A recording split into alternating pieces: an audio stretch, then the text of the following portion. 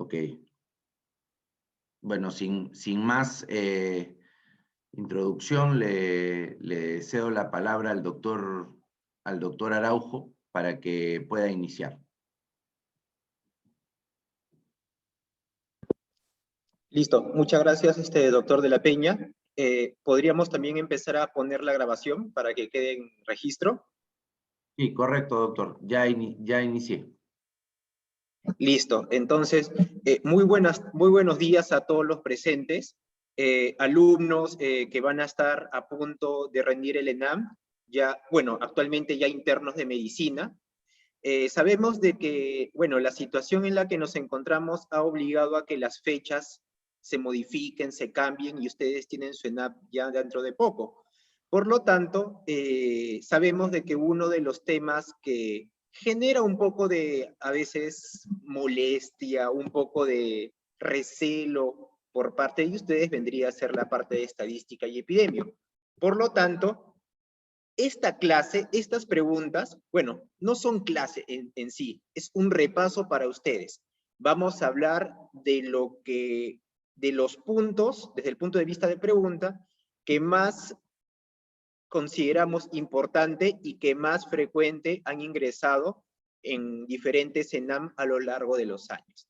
Entonces, yo soy el doctor Araujo, yo soy médico investigador y vamos a hablar de disección de preguntas de estadística y epidemiología. Es todo un mix, es todo un combinado, de tal forma que vamos a ir a lo que importa. Vamos a ir a la pepa, como se le dice, a la carnecita del asunto, para que ustedes puedan entender esta información.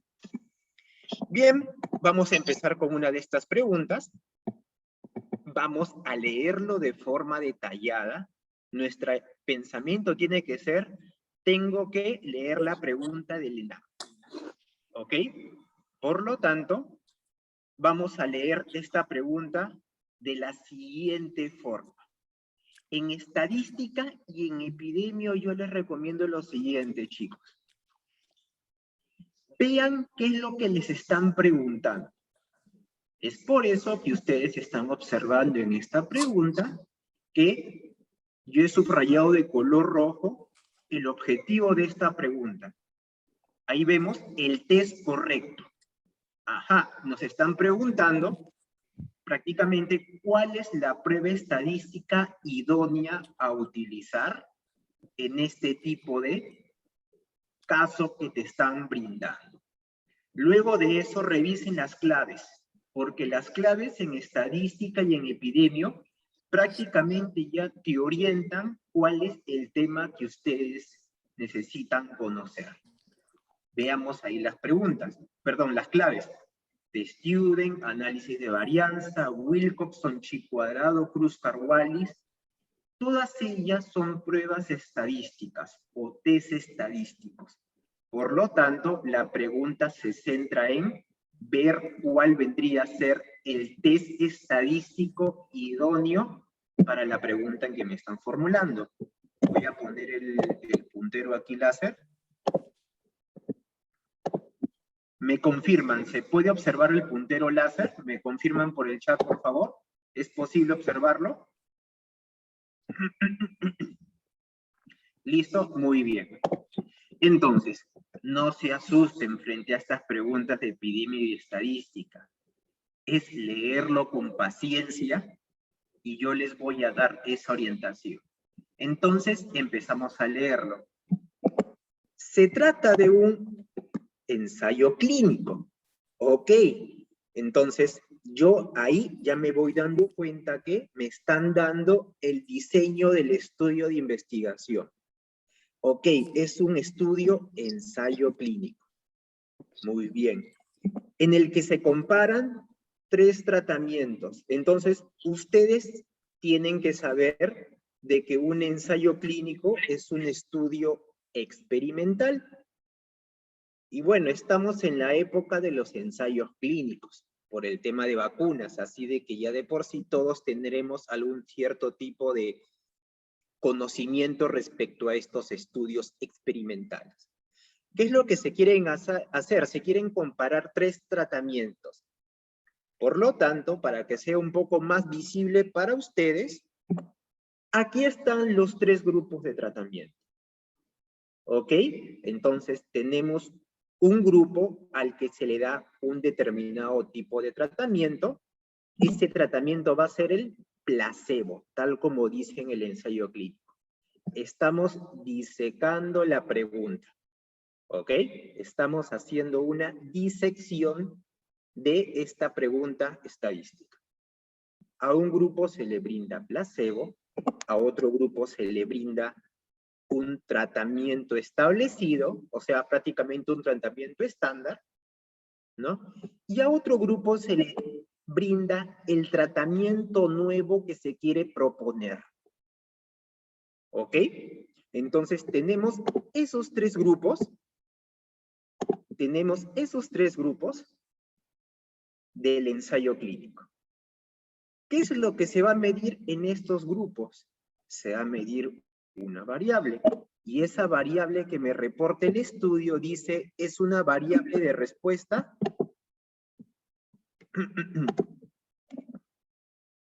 es una variable continua. ¿Cuál es esa variable continua? El nivel de glucosa. Entonces, recordemos, ahí obviamente ya tenemos que hacer todos los conceptos que nosotros hemos manejado en la carrera. Los niveles de glucosa van de 60 a 110 aproximadamente miligramos por decilitro, dependiendo del punto de corte que utilice el laboratorio. Pero recordemos de que una persona puede tener un valor de glucosa en 80 punto tanto. Ese punto tanto son decimales y una variable que tiene decimales es una variable continua. Entonces, aquí se encuentra. Eso es lo que vamos a medir. Esta es la variable X en el grupo placebo es lo que quieren medir los investigadores. Vamos a medir el nivel de glucosa en el grupo placebo, vamos a medir el nivel de glucosa en el grupo de tratamiento establecido y vamos a medir el nivel de glucosa también en el grupo de tratamiento nuevo. ¿Ok?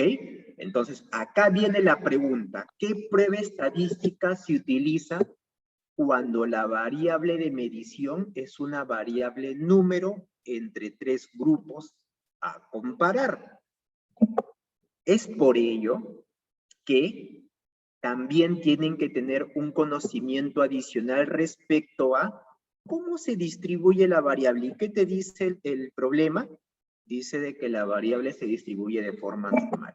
Por lo tanto, también lo agrego como dato. Estamos disecando la pregunta. Definitivamente todos ustedes en el examen, esto lo tienen que hacer al toque. Lo tienen que hacer rápido. ¿No? Este esquema así en su mente lo tienen que hacer lo más rápido posible. Acá les brindo una imagen en donde ustedes pueden observar ello. Y ya cuando lleguen al ENAM, recuerdan esta clase de concepto y ustedes van a poder responder esta clave. Bien, ahora, dentro de este chequeo, ustedes ya evaluarán que la prueba correcta es análisis de varianza. ¿Pero por qué? Hay algunos que lo pueden haber sacado al toque, hay algunos que lo pueden haber sacado rápido. Pero por eso está Concepto Medicina que les va a brindar este tipo de presentaciones para que ustedes puedan saberlo más sencillo, más rápido. En la presentación, en la imagen, le brindo todas las pruebas estadísticas que les van a tomar en el ENAM, si es que le pregunto. No les van a tomar nada más. ¿Ok? Estas son todas las pruebas estadísticas que se van a utilizar para el ENAM. Muy bien, entonces, en su mente tienen que ustedes que separar cuáles son las pruebas que se utilizan cuando mi variable numérica sigue una distribución normal. Aquí se encuentran estas 3 pruebas estadísticas. T-Student, ANOVA, correlación de Pearson. ¿Ok? Esas son las pruebas estadísticas que se utilizan cuando mi distribución de la variable numérica es normal. Y cuando es no normal, aquí están estas otras que se encuentran aquí y que ustedes lo pueden observar. Por lo tanto, en la pregunta me dicen de que la variable tiene una distribución normal. ¿A cuántas opciones se reduce su clave? A 3. Luego de eso, ¿qué se dan cuenta? ¿Cuántos grupos de estudio hay? 1, 2, 3. ¿Cuál es la única prueba que tiene 3 circulitos? El análisis de varianza o ANOVA. Por lo tanto, sin necesidad de saber qué tanto concepto profundo ustedes puedan manejar, basta con que ustedes sepan de que es una variable de distribución normal y que son 3 grupos de comparación para que ustedes decidan realizar su marcada como la opción B, análisis de varianza, de forma rápida. ¿Quedó claro esto de aquí? Claro, no tengo tiempo para poder estar repitiendo, ¿no? Pero al menos quiero estar tranquilo de que ustedes han podido entender cuáles son todas las pruebas estadísticas y cómo están marcando aquí. ¿Ok? ¿Listo? Muy bien, entonces voy a continuar. Si hay alguna pregunta, alguna duda, ustedes se encuentran ahí en el chat, hacen el comentario respectivo y yo voy a, obviamente por el tema de tiempo, yo voy a tratar de priorizar aquellas preguntas que me permitan responder la mayor cantidad de situaciones. Muy bien, listo. Entonces, la opción es la prueba, la clave B, análisis de varianza, porque el análisis de varianza es un análisis que se utiliza en variables que siguen una distribución normal y en más de 2 grupos. Pueden ser más de 3, 4, etcétera. ¿Listo? Y la única prueba que encaja para ello, con 3 grupos, es el ANOVA o análisis de varianza. Y ahí ustedes marcan directamente la clave. Muy bien. Siguiente pregunta. Primero, miremos las claves. Moda, varianza, rango, mediana, aritmética. Ok, nos están preguntando medidas de resumen, como cuando uno, por ejemplo, saca su promedio de sus exámenes, ¿no? Uno saca el promedio, lo suma todas sus notas y lo divide entre el número de exámenes que ha dado. Esa es la medida de resumen más frecuente. Y acá están preguntando, ¿qué medida de resumen te están preguntando? Te están preguntando puntualmente por los estadísticos de centralización. Por un estadístico de centralización que sea asimétrico. Me imagino de que acá a muchos les puede sonar chino esta situación. Por lo tanto, voy a poner la siguiente diapositiva para que ustedes entiendan por qué nos decidimos por marcar mediana. Cuando uno resume el resultado de su investigación, uno lo resume con las siguientes formas de dar un resultado. Uno puede dar un promedio o una media. Si yo, por ejemplo, estamos 25 participantes. A ver, si de los 25 participantes yo pregunto, todos menciónenme su edad y me ponen en el chat cuántos años tienen. Entonces, ¿qué va a suceder? Yo lo que voy a tener que sacar es un promedio, una media de todas las edades para poder describir cómo ustedes se encuentran, resumidas su distribución de edades. Si yo lo resumo como media, si yo lo resumo como mediana, o si yo lo resumo como moda. Estos 3 estadísticos, así se les llama, estos 3 estadísticos son medidas de tendencia central. ¿Ok? Porque te da un valor que representa lo mejor de todo el grupo. Yo les pregunto la edad a ustedes, y esa edad que yo les pregunto, yo la tengo que resumir en un resultado que me represente mejor la edad de todos ustedes. Y ese resultado tiene que ser aquel resultado que se acerque al punto medio. Por eso se le llama medida de tendencia central. Pero aquí en la clave les ponen no les dicen con ese término, miren cómo le dicen. Mejor estadístico de centralización. Es la misma cosa. ¿Ok? Estadístico de centralización o medida de tendencia central es lo mismo. Es exactamente lo mismo. Muy bien. Luego de que ustedes ya saben cuáles son los estadísticos de tendencia central, son 3. Media, mediana y sinónimo de media, promedio o media aritmética. La mediana es la mitad, es como que agarre ustedes me dicen su edad y agarro la edad que justo se encuentra en la mitad de todos. Y la moda vendría a ser cuál es la edad de todos que es más frecuente. Entonces, la edad que sea más frecuente, esa vendría a ser la moda. Muy bien. Entonces, la pregunta es, ¿por cuál de estas 3 me decido? Para motivos de examen, les van a preguntar principalmente por la media o la mediana. ¿Y de qué depende cuál de estas 2 van a marcar? Depende de este grafiquito que se encuentra acá en la parte superior derecha. Ese de ahí vendría a ser la curva de Gauss o la curva de distribución. Tenemos 2 formas de presentar esta curva de distribución. Cuando la curva de distribución se encuentra bonita, así, y todo lo de la derecha es igual a lo de la izquierda, a eso se le llama una curva simétrica. Y cuando no tiene igualdad y son curvas así totalmente como que desviadas hacia un lado o desviadas hacia otro lado, a eso se le llama asimetría. Entonces, ¿qué es lo que les están preguntando en la pregunta?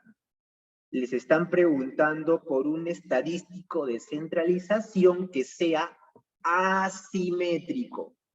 ¿Cuál es el estadístico de centralización asimétrico? No es la media, porque ese tendría que ser simétrico. ¿Cuál es la opción que les queda? La mediana. Tal como les expliqué acá, la mediana es la medida de tendencia central que tiene una distribución para un lado y para otro lado, totalmente asimétrica. Veamos las siguientes claves. Ustedes dirán, y doctor, ¿por qué no puede ser moda? Bueno, para términos de examen, cuando les pregunten por la mejor medida de centralización, está correcto decir mediana, media y moda, pero cuando les hablen de simetría o asimetría, solamente tienen 2 opciones. O es la media o es la mediana. Por lo tanto, la moda queda desligada. Otra cosa es de que también no es frecuente encontrar modas en los estudios de investigación y a ustedes lo que les van a tomar es lo más frecuente. Por lo tanto, no les van a tomar la moda de esa forma. Si les preguntan, le van a preguntar por el concepto puntual. ¿Cuál es el concepto puntual de la moda? ¿Cuál es el que está de moda? ¿Cuál es el más frecuente? ¿Ok? Entonces le van a preguntar puntualmente por el concepto. Pero si les pregunta por quién es simétrico o asimétrico, prácticamente les están preguntando por una de estas 2, por la D o por la E. Me he optado por la D porque la muestra es asimétrica. Veamos la clave A y la clave B. Perdón, la clave B y la clave C. Ambas claves dice varianza y rango, pero varianza y rango no son medidas de centralización. Varianza y rango son medidas de dispersión. Por lo tanto, es la clave B y la clave C no ingresa dentro de las opciones de posible clave porque la B y la C no son medidas de centralización. Son medidas de dispersión, que son otra cosa. Cuando les pregunten por medidas de centralización o medidas de tendencia central, que es lo mismo, ustedes van a marcar media, mediana o moda. Si les preguntan por cuál es asimétrica, la respuesta es mediana. Si les dicen simétrico, la respuesta es media o cualquiera de sus sinónimos. Promedio, media aritmética. Muy bien, de esta forma ya hemos aterrizado los conceptos de medidas de tendencia central y los conceptos de medidas de dispersión. Medidas de tendencia central, media, mediana, moda. Medidas de dispersión, la clave misma les da dos opciones. Acá hay varianza y rango. Y como no tiene nada que ver, no son opciones destinadas a marcar. ¿Listo? Entonces, de esa forma hemos disecado con concepto de medicina esta clave de simetrías, medidas de tendencia central y medidas de dispersión. Siguiente pregunta. Diseños de estudio. ¿Cuál sería el estudio de realizar? Ya estoy entrando a otro tema. Aquí ya ustedes dejan de pensar en pruebas estadísticas y tienen que pensar en diseños epidemiológicos. El diseño epidemiológico que hoy en día está de moda. Hoy en día que todas las noticias hablan. Hoy en día que muchos postulantes políticos hablan y ni siquiera saben lo que es el significado. Porque estamos en una época que el mundo en general, respecto a competencias de conocimiento de ciencia, no está preparado. Nosotros, que todos estamos en el ámbito de salud, tenemos que salir con esos conocimientos de ciencia, porque sin ciencia no vamos a derrotar a esta pandemia. Entonces, diseños de estudio en boga que se habla en pandemia, son los diseños de estudios de ensayo clínico, ¿no? Eso ya lo conocen, pero no son los únicos diseños que existen. Ustedes, por la carrera, sabrán que las investigaciones se dividen de la siguiente forma. Ahí ya les pongo directamente la clave, pero vamos a disecar la pregunta. Se quiere realizar un estudio sobre el enanismo de Laron. Por más de que ustedes no conozcan esta enfermedad, aquí les dan un tip. Es una enfermedad poco frecuente. Entonces dicen, si es poco frecuente esta enfermedad, pues a mí me conviene buscar a los que tienen la enfermedad a esperar que alguien haga la enfermedad. Porque si espero a que alguien haga la enfermedad, o sea, por ejemplo, ustedes, ya quiero hacer un estudio del enanismo de Laron. Y ustedes agarran a su grupo de amigos, ¿no? O sea, ¿cuál es la probabilidad de que tu compañero, de que tu amigo haga enanismo de Laron? Posiblemente todos los presentes pasen 100, 200 años, ya estemos en otro mundo, y lamentablemente nunca lograron terminar su investigación. Entonces, por eso tienen que pensar qué tipo de diseño tienen que elaborar. Y ya con esto nos estamos dando cuenta de lo siguiente. Tenemos que dominar los tipos de estudio. Entonces, una clasificación válida para poder marcar estas preguntas en el ENAM es de que ustedes sepan que las investigaciones se dividen en observacionales y en experimentales. Las experimentales que hoy en día se encuentran hablando en todos los medios de comunicación y que muchas veces ni siquiera los que hablan saben lo que es un ensayo clínico, son los experimentales ensayos clínicos. Esos son los estudios de tipo experimental. No es el único, pero les pongo el más conocido. Dentro de los observacionales, nosotros podemos dividirlo de la siguiente forma. Podemos tener los estudios descriptivos. Esos estudios tipo en donde ustedes lo único que hacen es recolectar datos y describen lo que han encontrado en esa recolección. Solamente lo que hacen es decir cuántos fueron hombres, cuántos fueron mujeres, qué edad tenían, cuántos fueron casados, cuántos fueron viudos, cuántos tomaron la medicina, cuántos no la tomaron. Eso es un estudio descriptivo.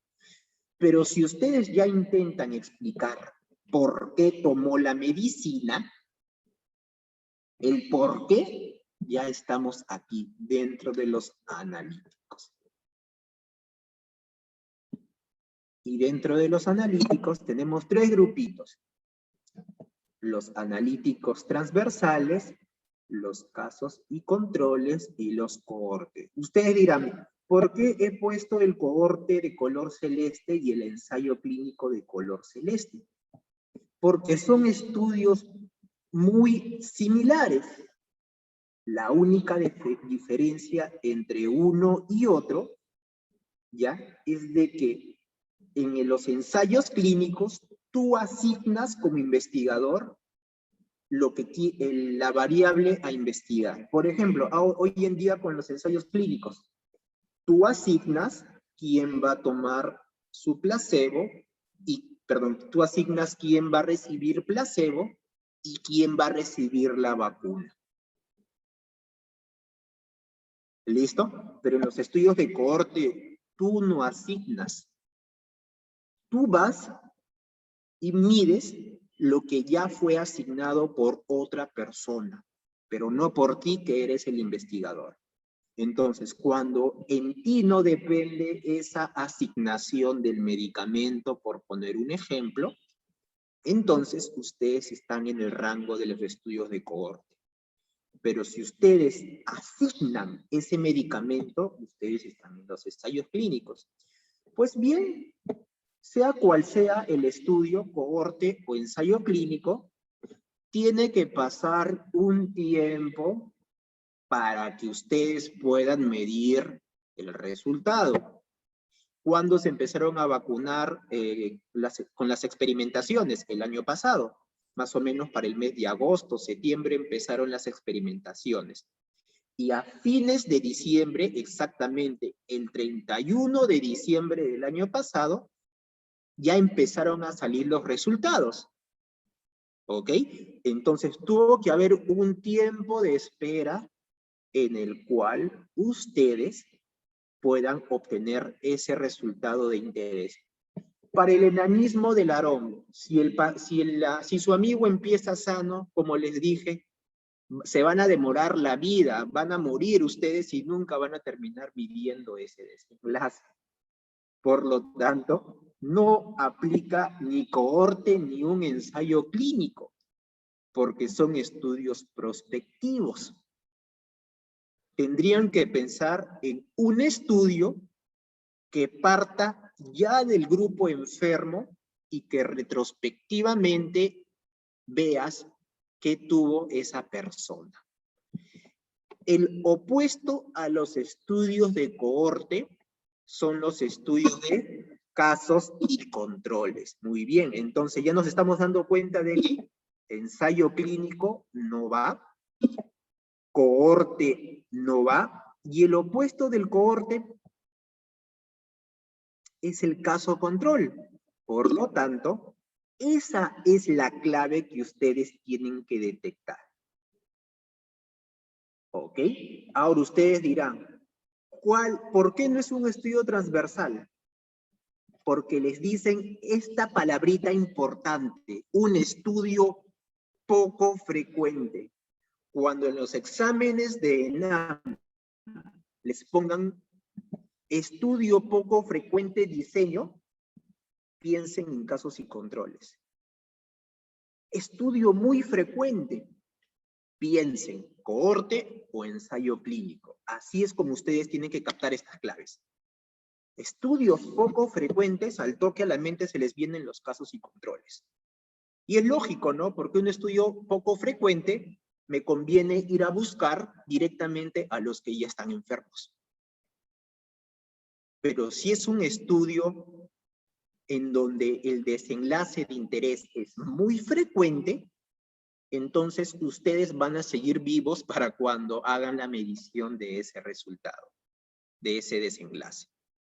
Por ejemplo, las vacunas, ¿no? Al toque se obtuvieron los desenlaces. ¿Por qué? Porque se inscribieron 12,000, 15,000 pacientes en 1 o 2 semanas. La gente confía en las vacunas. Por lo tanto, sencillo, pues, encontrar el resultado en el menor tiempo posible. Entonces, dado de que esta enfermedad es una enfermedad poco frecuente, al toque ustedes ya empiezan a decir casos y controles. Y esa es la clave. Se botan todo aquello que no tiene que ver con observacional. Todo lo que son ensayos. Ensayo clínico, ensayo cruzado, que es un tipo también de ensayo clínico, ¿ok? Esos ensayos son experimentales, por lo tanto, ni la B ni la D son claves. Los cohortes, como les dije, los cohortes no aplican para enfermedades poco frecuentes. Los cohortes se utilizan en enfermedades muy frecuentes o enfermedades muy prevalentes. Y un estudio transversal no tiene nada que ver porque no te lo preguntan de esa forma, no te hablarían nada de poco frecuente o muy frecuente. Cuando hablan de un estudio transversal, ustedes entiéndanlo como una foto que se realiza a una determinada situación y solamente se encarga de analizar lo que sucede en ese su momento puntual en el que se tomó la foto. Es como el examen del ENAM de ustedes. Ustedes, en un solo examen, ustedes definen prácticamente qué tanto conocen de la carrera. Pero, ¿qué sucede si ustedes cuando rinden el examen del ENAM, ustedes se ponen tan tensos, tan nerviosos, lo cual definitivamente, concepto medicina, les va a dar esa tranquilidad para que no estén con ese nerviosismo? Pero todos aquellos, por ejemplo, que no vean esta clase, hay algunos que van a sentir ese nerviosismo, y ese nerviosismo va a hacer de que marquen el examen del ENAM de una forma incorrecta, ¿no? Y pueden tener un promedio no satisfactorio. Y ese promedio no satisfactorio te dice lo importante que tú eres como médico. Claro que no. Lo único que te mide es el conocimiento en ese momento, que puede estar influenciado por varias situaciones. Por lo tanto, no aplica para la clave E. Por lo tanto, la clave C es la opción correcta. Estudios poco frecuentes.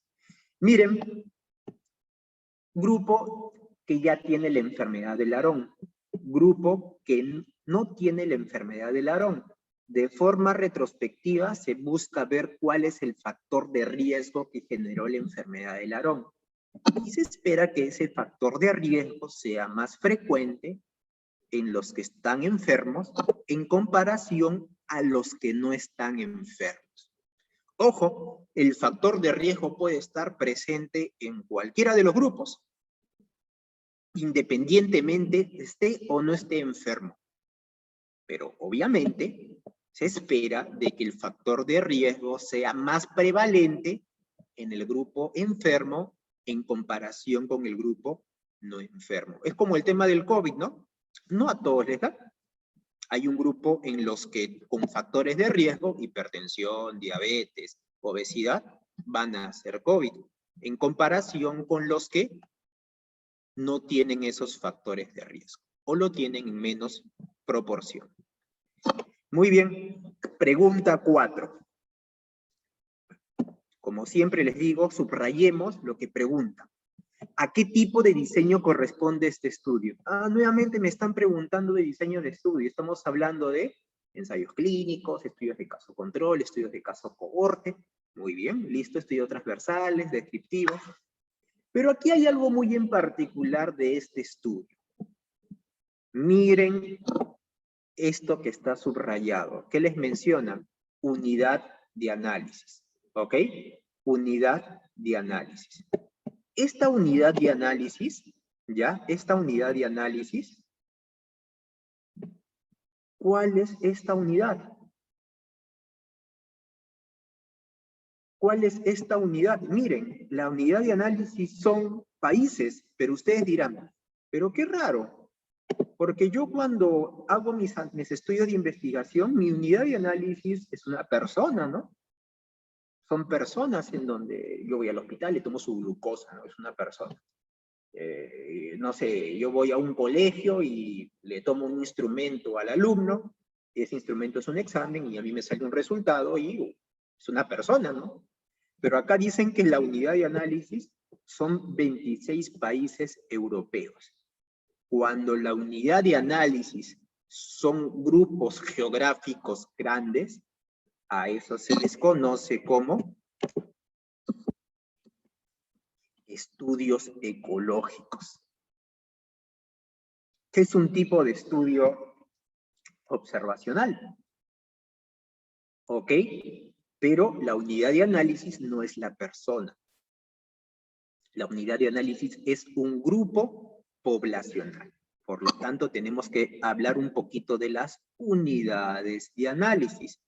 Cuando la unidad de análisis son las personas, y a cada uno de estos individuos, ustedes le toman, no sé, la glucosa, le toman la fructosa, la lactosa, no sé, le toman la edad, le dicen cuál es tu edad, ¿no? Cuál es tu peso, ¿no? No sé si es una persona que tiene algún trastorno tiroideo, ustedes, ya metemos ahí temas de medicina, ¿no? Le toman su TSH, su T3, su T4.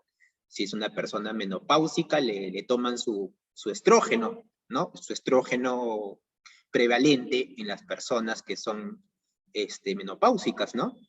Entonces, esos datos ustedes lo obtienen de cada una de las personas. Pero, ¿qué sucede cuando ustedes acuden a datos poblacionales? Ustedes dirán, ok, pero esos datos lo han sacado de personas, ¿no? Pero ustedes no han sido quienes han obtenido el dato directamente de esa persona. Ustedes desconocen cuáles son las características individuales de cada uno de estos individuos. Cuando ustedes desconocen esas características de estos individuos y ustedes toman los datos, perdón, los resultados de toda una población en general, esos se les conocen como estudios ecológicos, donde la unidad de análisis es una masa territorial.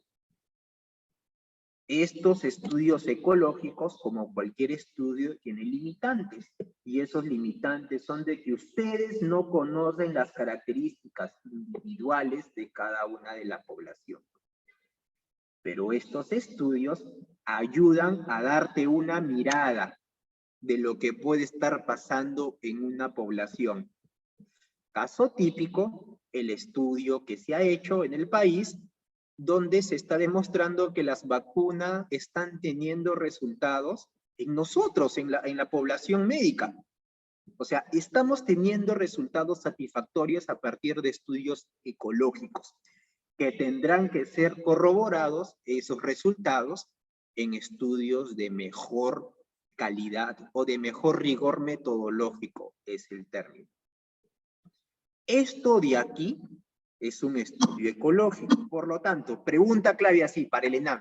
Cuando la unidad de análisis no sean personas, sino sean masas territoriales, entonces estamos hablando de estudios ecológicos.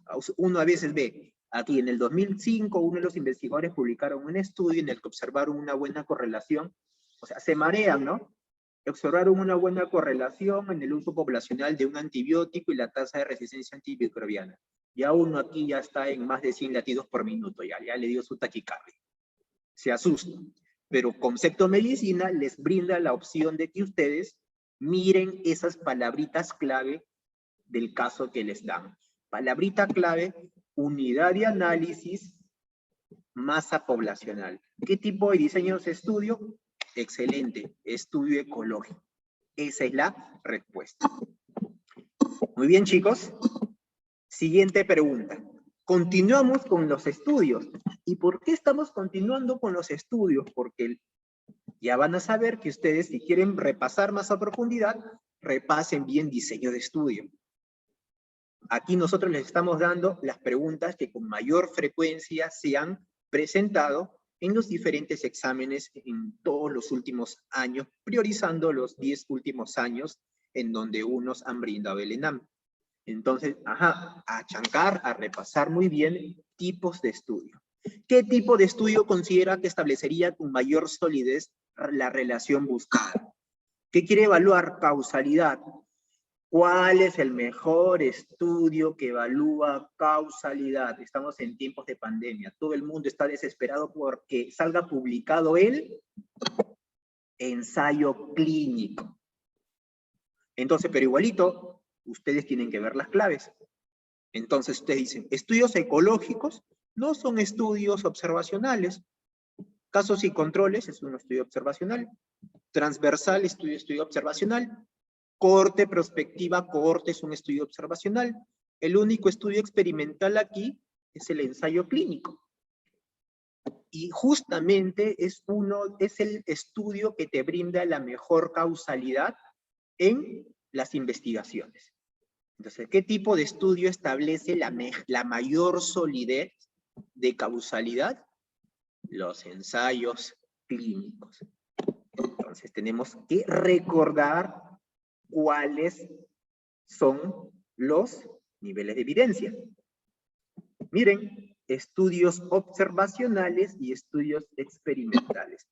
Nos encontramos nosotros aquí. La pregunta era direccionada aquí, los ensayos clínicos.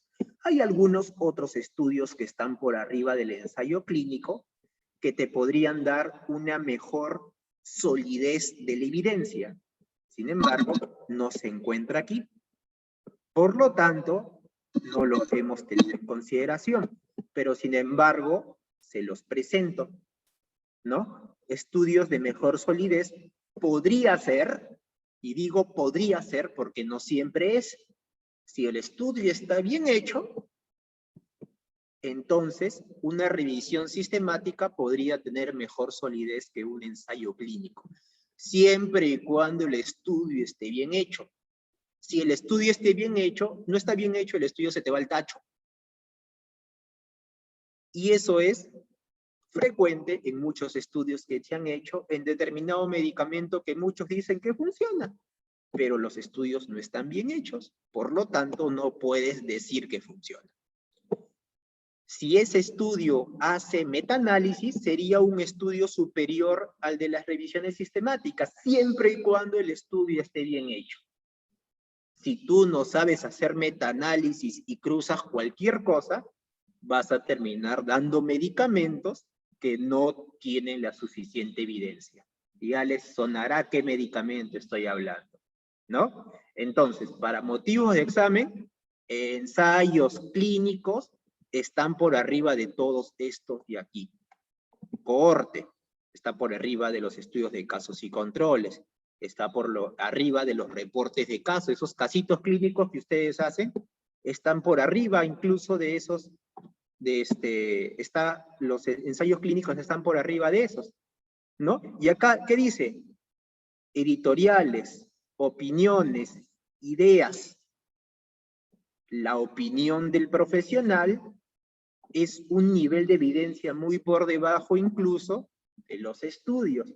Por lo tanto, si un estudio te dice que tal medicamento no funciona, entonces ese estudio está sobre la opinión del experto. Estos son los niveles de evidencia. Y el ensayo clínico, para la pregunta que les están diciendo, el ensayo clínico es el estudio que tiene mayor solidez de causalidad respecto a las otras opciones de clave. Muy bien, listo, ensayo clínico. Mientras más subas en esta pirámide, va a haber mayor certeza de causalidad. Obviamente siempre y cuando realices un buen estudio, ¿no? Si realizas un ensayo clínico así hasta las patas, tu caso control puede ser que sea mejor que el ensayo clínico. Así de que en teoría tienes que realizarlo bien para que tenga una mejor certeza de causalidad. La investigación, pregunta 6, la investigación caracterizada por qué. Miren, palabrita clave, recogida de datos de carácter subjetivo. Ah, subjetivo. ¿Cuáles son los estudios más subjetivos? Todo lo que hemos estado hablando hasta el momento es lo que todos ustedes realizan en el pregrado. Los estudios que ustedes realizan en el pregrado, estudios transversales, estudios caso control, observacionales, descriptivos, analíticos, todos esos estudios forman parte del universo conocido como los estudios cuantitativos. Todo lo que hemos estado hablando nosotros hasta el momento pertenece al universo de estudios cuantitativos. ¿Ok? ¿Listo? Cuantitativos. ¿Y por qué digo cuantitativo? Porque ustedes, por ejemplo, si yo quiero medir la edad de ustedes, ustedes me dicen su edad, yo les saco un promedio y me sale un número cuantitativo. Si yo quiero saber cuántos hombres y cuántas mujeres hay aquí en esta reunión, por ejemplo, yo me pongo a leer Gaby, Adriana, Alexis, Belisa, Carlos, Dajaira, Daisy, Dixon, Francesca, Heidi, etc. Entonces yo saco, hay tantos hombres y hay tantas mujeres, ¿no? Tenemos, no sé, son 24, por decir que tenemos 15 mujeres y tenemos 9 hombres. Quiere decir de que tenemos más del 50% de personas son mujeres y menos del 50% son hombres. ¿Se están dando cuenta que estoy reportando un número? Aquellos estudios donde ustedes reportan un número son estudios cuantitativos. Todo lo que han aprendido en el pregrado, prácticamente. ¿Ok? Los estudios que no utilizan números ya son estudios que tienen carácter subjetivo. Y esos estudios que tienen carácter subjetivo son los estudios conocidos como investigación cualitativa. ¿Listo? Posiblemente en todos o en diferentes universidades tal vez han hablado un poquito de las investigaciones cualitativas. Ejemplo de investigaciones cualitativas, cuando uno toma testimonios, opiniones, ¿no? Opiniones de masa. No estamos desmereciendo las opiniones de las personas, pero obviamente hay situaciones en donde hay opiniones y opiniones, ¿no? Por ejemplo, si yo les pregunto a ustedes, ¿no? ¿Qué opinión tienen ustedes respecto al examen ENAM? Cuando yo les pido opiniones, no hay opiniones buenas ni opiniones malas. Por lo tanto, el tipo de investigación para poder saber opiniones, definitivamente es una opinión subjetiva, ¿no? Pero es factible medirlo en estudios cualitativos.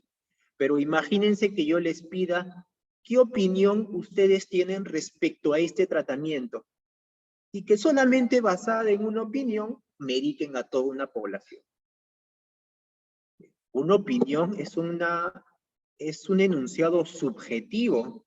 ¿Van a manejar a toda una población con opiniones personales del yo creo porque a mí me funcionó? Pues no. Para ello existe el estudio de tipo cuantitativo. Entonces, acá ustedes se encuentran, ¿no? Ustedes están ahí. ¿Qué utilizo? ¿Qué quiero medir? Quiero medir si el medicamento funciona o si no funciona. Uy, entonces yo no puedo basarme en subjetividades. Tengo que medir objetivamente esta variable. Me voy por el lado cuanti y busco mi ensayo clínico aleatorizado controlado doble ciego. ¿Voy a tener la opinión de la gente, de la vecina, de que a mí me funcionó? Pues no. Entonces, obviamente, para esos temas no aplican estudios cualitativos. Tienen que ser estudios cuantitativos. Entonces, ya saben ustedes a partir de ahora cómo poder ver las noticias y la información que se encuentra en el ámbito público. Pero si uno pregunta cualitativamente, ¿qué opinas tú del examen del ENAM? Es una opinión y yo respeto tu opinión, ¿ok? ¿Qué opinas tú, no sé, del clima cálido, del clima frío o del clima soleado? A algunos le puede gustar, a algunos no le puede gustar, pero no hay opiniones ni buenas ni malas. Porque el tener clima cálido o clima caluroso, clima frío, o sea, hay diferentes apreciaciones, ¿no? Y no es bueno ni malo. Por lo tanto, eso sí se podría medir en un estudio cualitativo. Los estudios cualitativos se caracterizan por ser inductivos. ¿Qué quiere decir eso? Que mi opinión particular podría ser también tomada como algo general en algo cualitativo. Por lo tanto, es por eso que aquí en la pregunta le dicen que esa opinión tiene carácter inductivo y es subjetivo. Entonces, inductivo, subjetivo, estamos hablando de quali. Deductivo, ya no estamos hablando de quali. Deductivo ya estamos hablando de quanti, porque tú tomas una opinión de lo general, recolectas toda tu muestra, le pones vacuna y le pones placebo. Si funcionó en esa muestra, también te va a funcionar a ti. Tienes alta probabilidad que te funcione a ti. ¿Cuántos de acá habrán voluntarios de algunas vacunas? ¿Cuántos de acá posiblemente también no hayan voluntarios de alguna vacuna? Entonces, ¿yo cómo sé que a mí me va a funcionar esta vacuna si yo no he sido el voluntario? Porque han aplicado un estudio cuantitativo con pensamiento deductivo. No puedo utilizar pensamiento inductivo porque es un pensamiento muy subjetivo para poder manejar el organismo biológico del ser humano.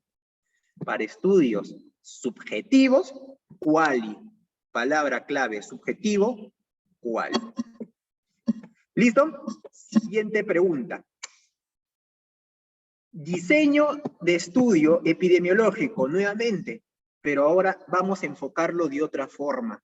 ¿Qué diseño de estudio es esto? Miren lo que sigue acá. Se desarrolla un estudio con la finalidad de buscar, ¿qué? Una asociación. Palabra clave, seguimiento por un año. Y se registra la aparición de casos. Voy a hacer seguimiento por un año. Voy a seguir. Entonces, si voy a hacer un seguimiento, tengo dos opciones.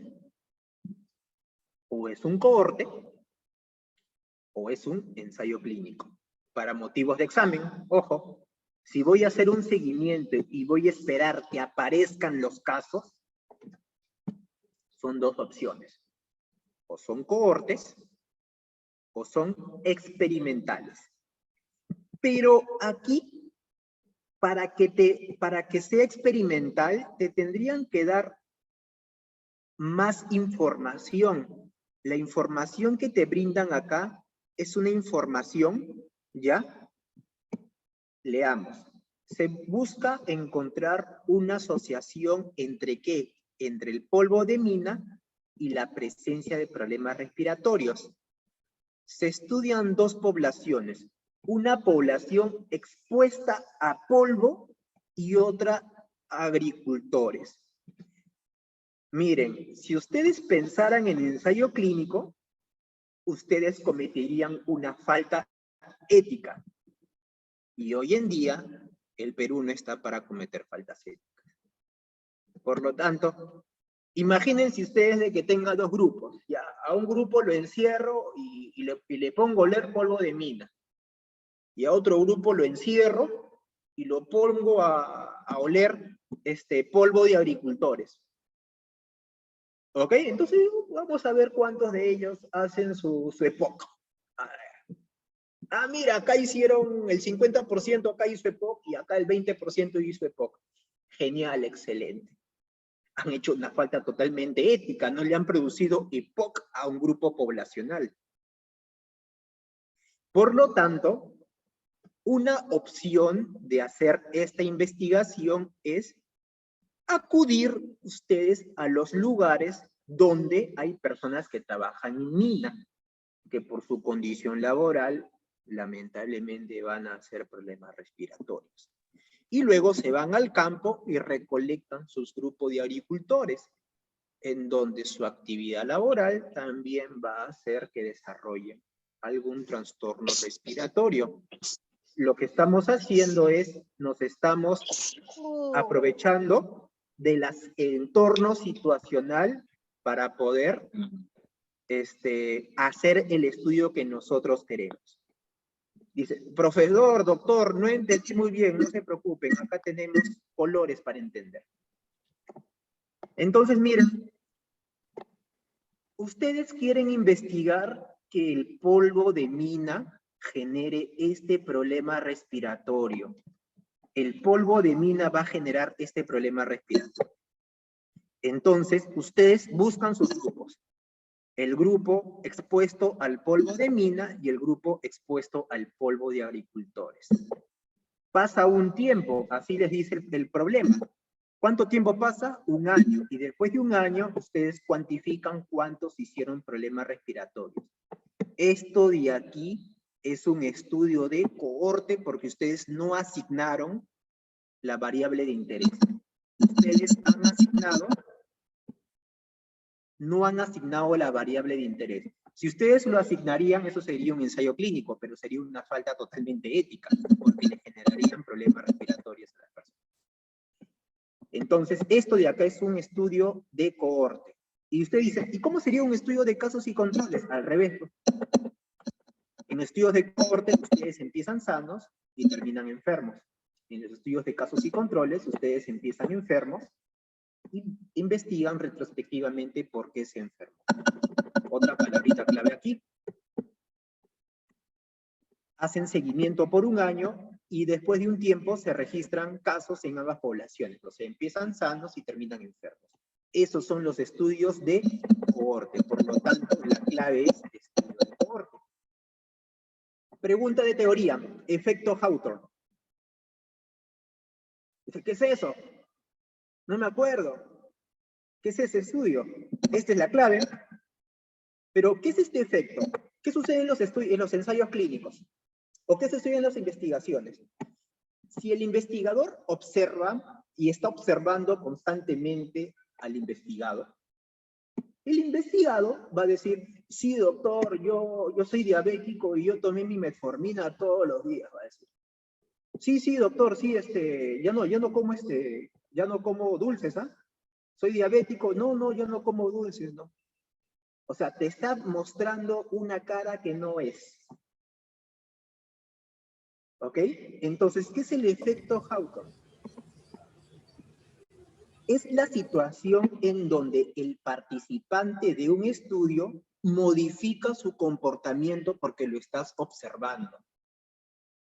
Es como que uno se encuentre en un aula de clases y te quedes mirando, y que el profesor se quede mirando así fijamente a alguien.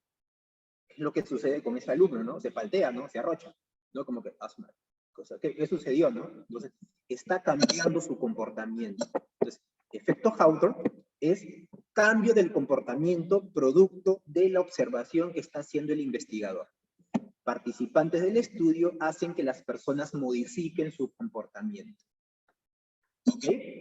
¿Listo? Entonces, es por eso que para poder solucionar este problema, se utiliza el comparativo doble ciego. Muy bien. Siguiente pregunta. Ajá, y entramos al punto de epidemias. Al propósito de nuestro caso. Epidemias. Acá dice, Gustavito dice que es el primer caso notificado. Y Don Ramón es el primer caso infectado. ¿Ok? La respuesta es que Don Ramón es el caso primario y Gustavo es el caso índice. Pero ustedes dicen, ¿por qué? Aquí tenemos la teoría que les va a poder ayudar. Los casos, ¿quiénes pueden ser? Puede ser una persona, pueden ser varias personas. Si esa personita se enfermó en su pueblito, ese es un caso autóctono. Si esa persona viajó de forma irresponsable a un lugar altamente prevalente en la enfermedad y regresa y nos infecta a todos, ese es un caso importado. Ustedes van a atenderse y el médico detecta que tú estás enfermo y eres justamente el primer caso. Y Gustavo justo es el primer caso notificado.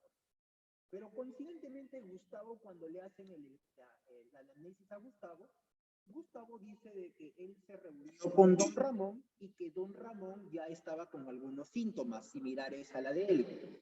Por lo tanto, el Don Ramón es el primer caso infectado, pero el notificado fue Gustavo, porque Gustavo fue la primera persona que llegó a la atención con el médico. Y Don Ramón nunca llegó a atenderse con el médico. ¿Cómo detectaron a don Ramón? Gracias a Gustavo. Por lo tanto, Gustavo es el primer caso notificado. El primer caso notificado es el caso índice. Y don Ramón es el primer caso infectado. Y el primer caso infectado se le conoce como caso primario.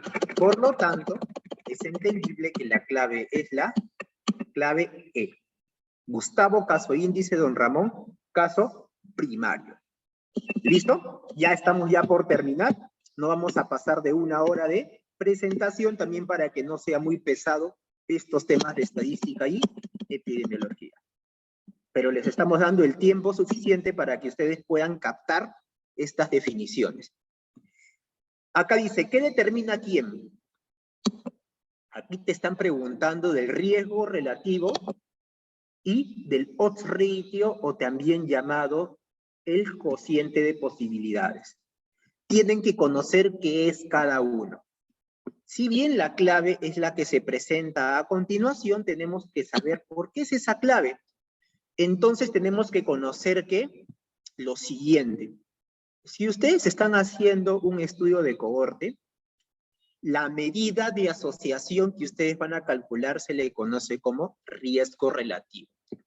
Si ustedes están midiendo un estudio de casos y controles, la medida de asociación que van a medir se le conoce como odds ratio. Entonces, ejemplos anteriores. ¿Cuál es el estudio de cohorte que vimos anteriormente? Las personas, ¿no?, que estaban expuestos a la mina, a polvo de mina y a polvo de agricultores, y que después de 1 año se enfermaron. Cohorte, si empiezas sanos, terminas enfermo. Casos y controles. Ya están enfermos y retrospectivamente se trata de ver por qué enfermaron. Entonces ya acá nos vamos a las claves. Miren, acá he subrayado el término que dice riesgo absoluto. ¿Qué es el riesgo absoluto? Es la medición del riesgo de que cada uno de nosotros se enferme. Es la medición del riesgo propio, personal de cada persona. En los estudios de investigación, ustedes no evalúan el riesgo de cada persona. Ustedes evalúan el riesgo de todo ese grupo poblacional, no de cada persona en particular. Por lo tanto, ya descartan esas opciones que habla de riesgo absoluto, porque las investigaciones de casos y controles, cohorte, no evalúan riesgos absolutos, evalúan riesgos relativos. ¿Ok? Es diferente. Entonces, siguiente pregunta, o siguiente opción. ¿Qué estamos viendo acá? Estamos viendo 2 grupos de personas. El grupo expuesto y el grupo no expuesto. O el grupo caso y el grupo control. Para poder hallar RR y OR, tú tienes que tener 2 grupos. Por lo tanto, la opción D solamente te brinda un grupo. La opción B tampoco es, porque tú no vas a medir a la población, tú vas a medir a esa muestra.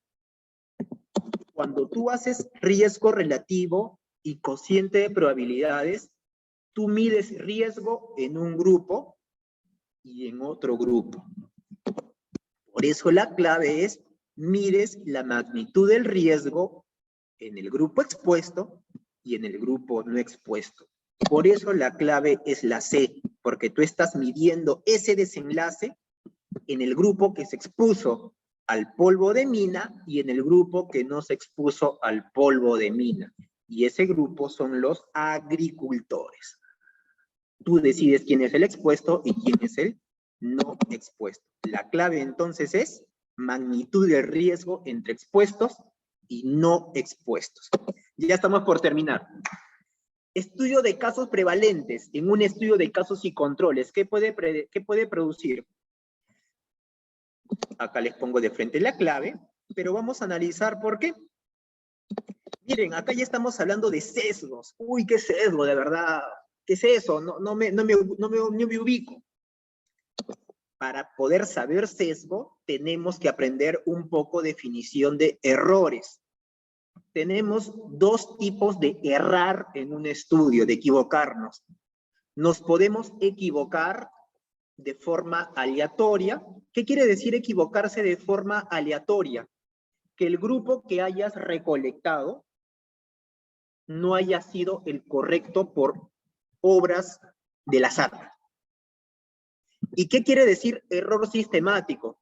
Error sistemático quiere decir de que, por poner un ejemplo, que no han estudiado bien su teoría y no han clasificado bien su estudio descriptivo analítico. Que no saben bien su teoría y que no saben cuándo usar T-Student, Chi cuadrado, Wilkinson, Matt Whitney. O sea, que no saben de estadística, que no saben de epidemio y hacen cualquier cosa en el ensayo clínico y lo terminan publicando diciendo de que ese medicamento funciona en tales personas. Eso es un error sistemático. El error se divide de 3 formas. En sesgos. Sesgo de selección es cuando ustedes se equivocan en elegir a esa persona. Sesgo de información es cuando ustedes se equivocan en medir la variable. Por ejemplo, aquí no utilizan bien su instrumento y miden mal el desenlace, ¿no?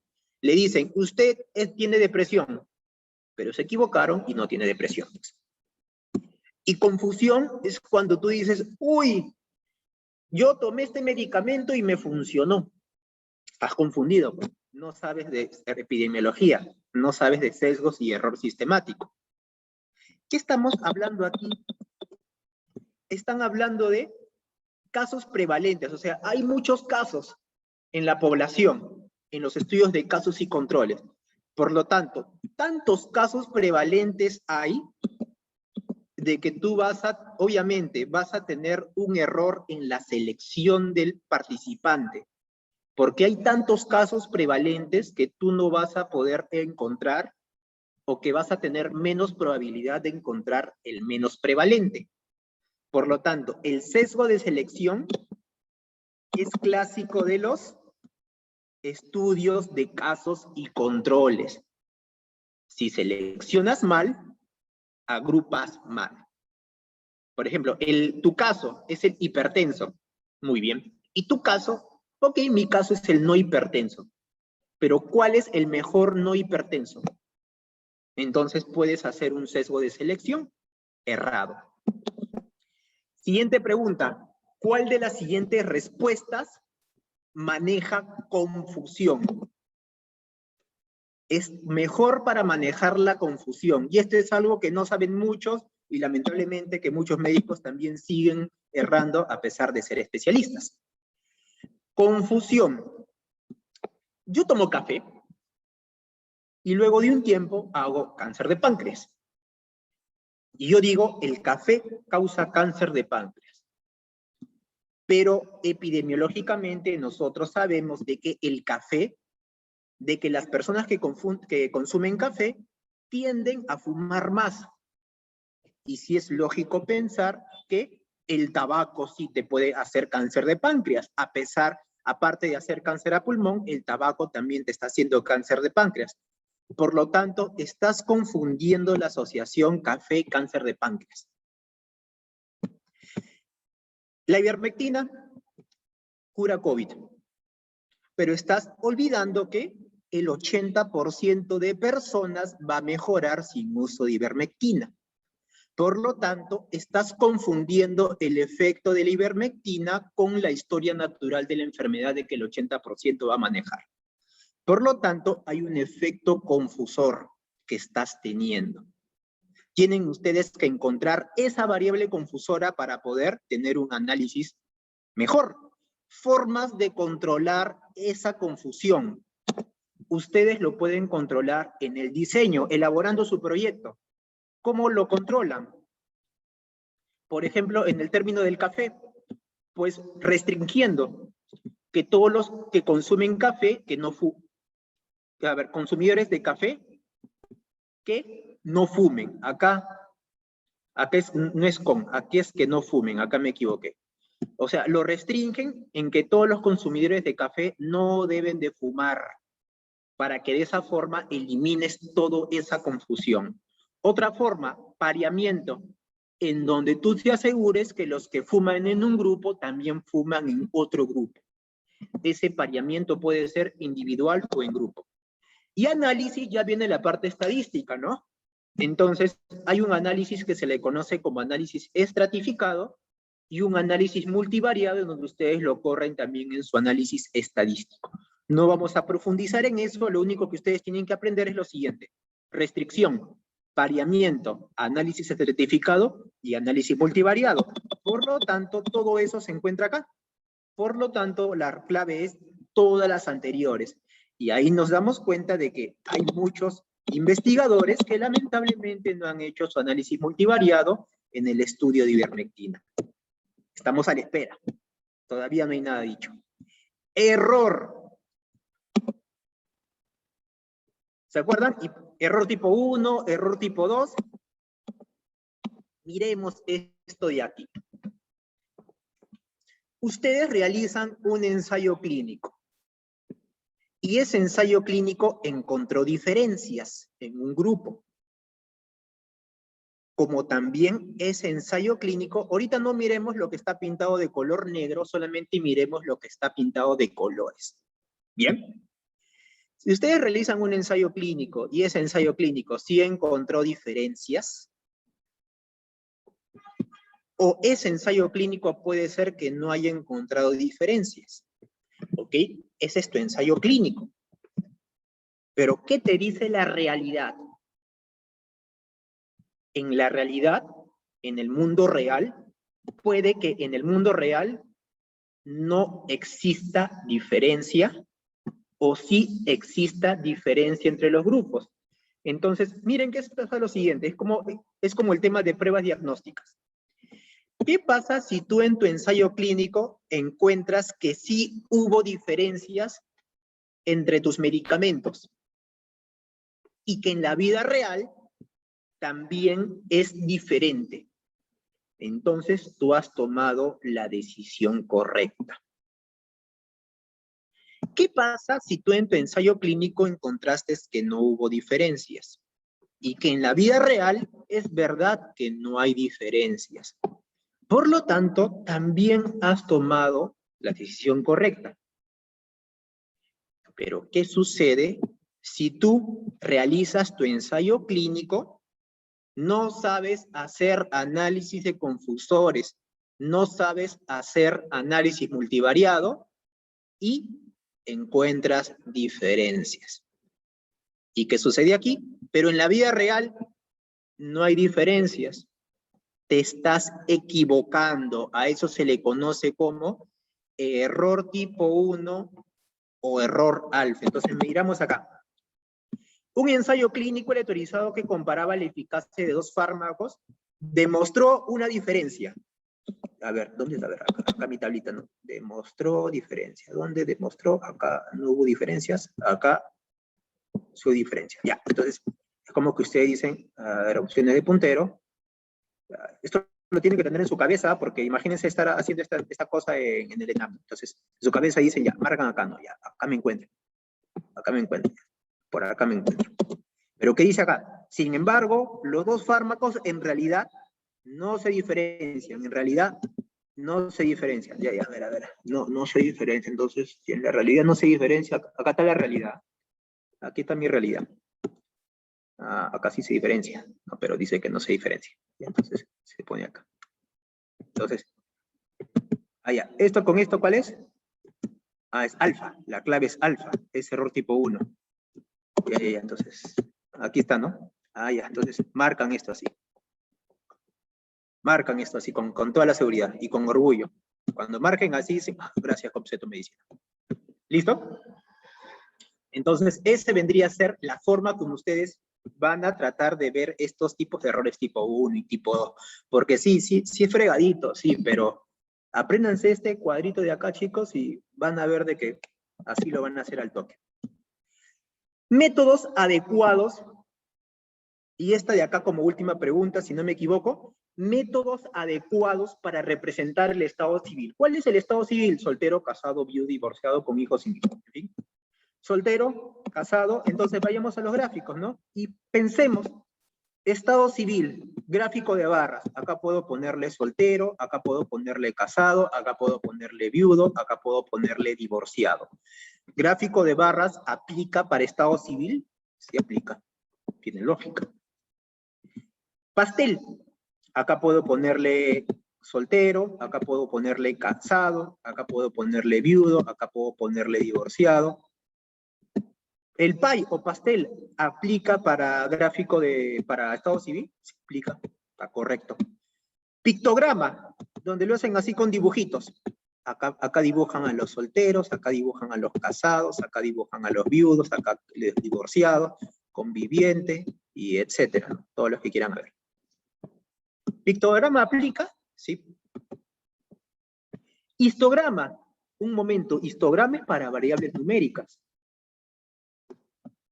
Polígono de frecuencia es para variables numéricas.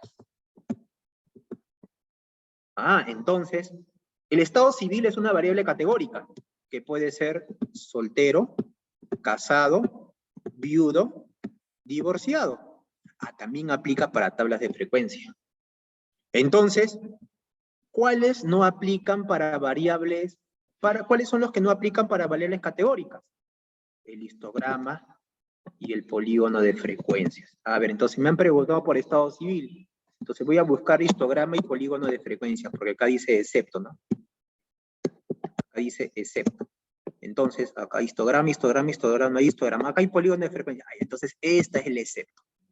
Porque el estado civil es una variable categórica, que tiene categorías, no es una variable numérica.